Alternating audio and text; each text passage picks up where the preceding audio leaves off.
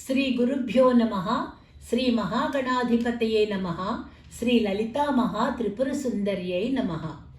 శ్రోతలకు నమస్కారం.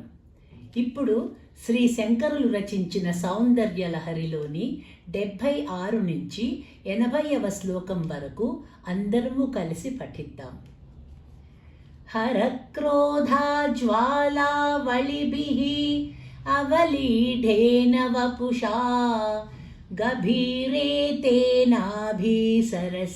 కృతసంగో మనసిజః సముత్తస్తా తస్మాద్ అచలతనయే ధూమతిలకా జనస్తాం జానీతే తవ జనని రోమావళిరితి యదేతత్కాళిందీ తనుతరతరంగాకృతి శివే కృసే మధ్యే కించిత్ జనని తవ యద్భాతి సుధియాం విమర్దాదన్యోన్యం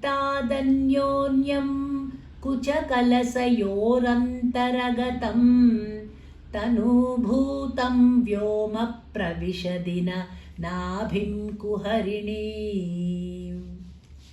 స్థిరో గంగావర్తః స్తనముకుళరోమావళిలతా కళావాలం కుండం కుసుమసర తేజోహుతభుజః రతేర్లీలాగారం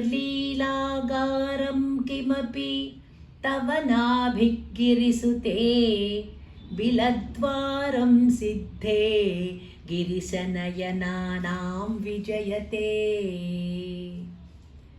నిసర్గక్షీణస్య స్తనతటభరేణ క్లమజుషో నమన్మూర్తే నారీతిలక శనకైస్తృట్యత ఇవ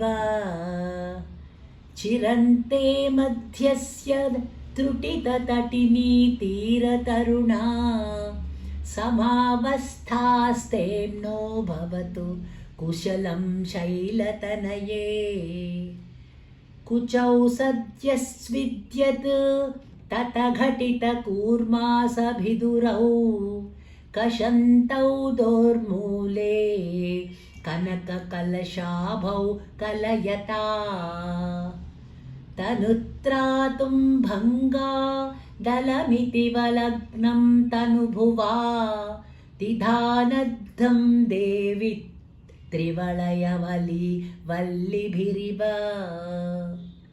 ఇక్కడితో 80 శ్లోకాలు పఠించాము.